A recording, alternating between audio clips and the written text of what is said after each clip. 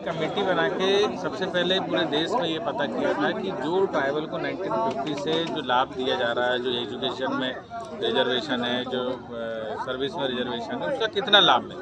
और जब 1967 में जॉइंट पल्ले कमेटी की रिपोर्ट आई और उस रिपोर्ट में चौंकाने वाले तथ्य ये आए कि जिनको ये रिजर्वेशन दिया जा रहा है वो रिजर्वेशन उनको ना मिलके केवल कन्वर्ट लोग। अब बात ये आती है कि जो आर्टिकल 342 है उसमें ट्राइब को रिजर्वेशन क्यों दिया, कोई सोशल आधार पे तो दिया नहीं गया, और रिजर्वेशन सोशल आधार पे तो वो रिजर्वेशन उनके यूनिक कल्चर को बचाने के लिए, उनके कस्टम को बचाने के लिए, और उनका जो सोशल आइसोलेशन, उनका जो कम्युनिटी आइसोलेशन है, जो जोग्राफिकल आइसोलेशन है, ये सब बचा रहा है। इसलिए 5th शेड्यूल, 6th शेड्यूल और 342 ये सारी व्यवस्था की गई। लेकिन कन्वर्सन से ये सारी चीज़ें समाप्त हुई, ट्राइबल की आइडेंटिटी समाप्त हुई। उसके बाद ये है कि जो कन्वर्ट होके चला गया, क्रिश्चियन हो गया तो क्रिश्चियन ला लागू होगा, मोमडन हो गया तो मुस्लिम विधि लागू होगी, और ट्राइबल पे कस्टमरी ला लागू आज भी होता है। तो एक व्यक्ति पे 2 लाख कैसे लागू होगा, और एक व्यक्ति का 2 स्टेटस इस देश में कैसा होगा। तो 1967 से 70 तक उन्होंने जो है जॉइंट पार्लियामेंट्री कमेटी की रिपोर्ट आई, उसके बाद उन्होंने एक बिल भी पेश किया, जो बिल आज भी संसद में पेंडिंग है। लेकिन कहीं ना कहीं ट्राइबल में ये जानकारी न होने के कारण 2007 के बाद हमारा जो जनजातीय सुरक्षा मंच है इसने इसकी लड़ाई शुरू की। अब तक हम लोग करीब ये 20वीं रैली थी, 20 राज्यों में हम रैली कर चुके हैं। हर जिले में ट्राइबल क्षेत्र में रैली करके लोगों को पहले जन जागृति कर, और हमें उम्मीद है कि 2024 में ये जो सरकार है जो एक झटके में 370 खत्म कर सकती है, तो आर्टिकल 342 में संशोधन कर सकती है। जब आर्टिकल 341 जो है SC के लिए, शेड्यूल कास्ट के लिए, उसमें ये नियम है, उसमें ये प्रावधान है कि जो SC का व्यक्ति है वो अगर अपनी कास्ट से रिलीजन बदलता है, क्रिश्चियन होता है, मुस्लिम होता है, तो उसका रिजर्वेशन खत्म होता है। ट्राइबल में क्यों नहीं होता? और ये देखने में आ रहा है कि अभी भी जितना भी ट्राइबल का रिजर्वेशन है वो 90% जो है वो कन्वर्ट व्यक्ति ले रहा है, और जो असली ट्राइबल है जिसके लिए संविधान में व्यवस्था की गई वो 70 साल के बाद भी उस रिजर्वेशन का फ़ायदा नहीं उठा पा रहा। तो रिजर्वेशन कब तक चलाते हैं? एग्जैक्ट सर, इसी पे रिसेंट जो ये सवाल आया तो एक अपोजिशन पार्टी से ये भी सवाल आया कि जनजाति में भी क्रीमी लेयर होता है इकोनॉमिकली, और उनको बेनिफिट मिल रहा है और जो पिछले हुए हैं उनको नहीं मिल रहा है, तो ये भी डिमांड में आएगा। ये भी डिमांड, ये क्रीमी लेयर तो हम तो बता रहे हैं, ये क्रीमी लेयर वही है जो कन्वर्ट है।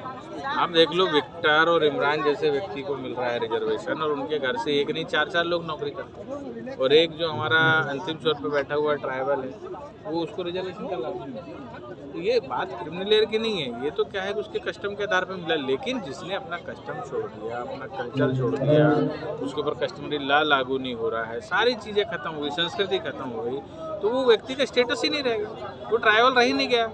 भाई ट्राइबल उसको इसलिए दिया गया था कि वो एक कम्युनिटी से अलग है, वो एक जोग्राफिकल आइसोलेशन में था। अब जब वो मोमडन बन गया, पूरे देश में जा रहा है, पूरी कम्युनिटी उसकी हो गई, क्रिश्चियन बन गया, चर्च जा रहा है, सारी कम्युनिटी उसकी, तो ट्राइबल रह कहाँ गया? जब ट्राइबल रह नहीं गया तो जो संवैधानिक अधिकार बाबा साहब अम्बेडकर ने जो उनको दिया था, जो कॉन्स्टिट्यूशन ने ट्राइबल को बढ़ाने के लिए दिया था, ये जो जिस तरह से कन्वर्सन है, इससे तो ट्राइबल की आइडेंटिटीज खत्म हो गई। यानी कभी हमको शायद ये वीडियो में या किसी म्यूजियम में देखना पड़ेगा कि रियांग कैसे होते थे या त्रिपुरी कैसे होते थे, ये स्थिति है। सर फिर तो इसका तो मेन सुलह जो आप बोल रहे हैं कि कॉन्स्टिट्यूशन में अमेंडमेंट लाना पड़ेगा। कॉन्स्टिट्यूशन में अभी ऐसा नहीं है, अभी ये जो बिल है वो 1967 से पेंडिंग है लोकसभा में। हाँ, क्योंकि कोई भी बिल पेश होने के बाद खत्म नहीं होता, बस उसमें एक बहस हो जाए। हमने सारे सांसदों से भी मुलाकात की, 350-400 सांसदों के साथ हम मिले, और उन्होंने सबने ये माना कि ये होना चाहिए। आप उम्मीद करते हैं 24 में अगर ये सरकार फिर से रिपीट हो तो चेंज हो जाएगा? 24 में रिपीट होती है ना, सेंट्रल गवर्नमेंट अगर रिपीट होती है तो ये करेगी। हमारे आज राष्ट्रपति भी ट्राइब्स के हैं, तो अगर ये होता है तो उससे जिसको जो लाभ मिलना चाहिए, सही लाभ मिलना चाहिए, सही पात्र व्यक्ति को अगर कोई चीज़ मिल रहा है, जब बताते हैं मोदी जी की 100 रुपये वहाँ से चलता है तो पूरा 100 मिलता है, तो रिजर्वेशन भी जो है एजुकेशन का है। और ये लड़ाई सिर्फ ट्राइबल की नहीं है, ये हर उस व्यक्ति की जो इनकम टैक्स देता है, वो इनकम टैक्स, उसकी इनकम टैक्स से तो एजुकेशन के लिए चलता है। तो वो कभी सोचता है कि कन्वर्टेड व्यक्ति को मिलना चाहिए, वो कभी नहीं चाहता कि उसका पैसे का मिसयूज। ये जो है रिजर्वेशन का मिसयूज, हम चाहते हैं इसमें थोड़ा सा संशोधन कर दे। आज इतने सारे कानून बदल गए जो कानून किसी काम के नहीं थे या गलत थे, तो आर्टिकल 342 में भी आराम से संशोधन हो सकता है। लेकिन पहले सबको जागृत करने की ज़रूरत है, क्योंकि ये विषय त्रिपुरा में भी मेरा ख्याल है कि इतना जो स्प्रेड हुआ, कुछ कथाकथित लोगों को पता था। हम चाहते हैं कि हर जन सामान्य, हर ट्राइबल को अपने अधिकारों का पता होना चाहिए, इसलिए हम इस तरह की रैली करके सुरक्षा मंच के माध्यम से उनको अवेयरनेस करना चाहिए।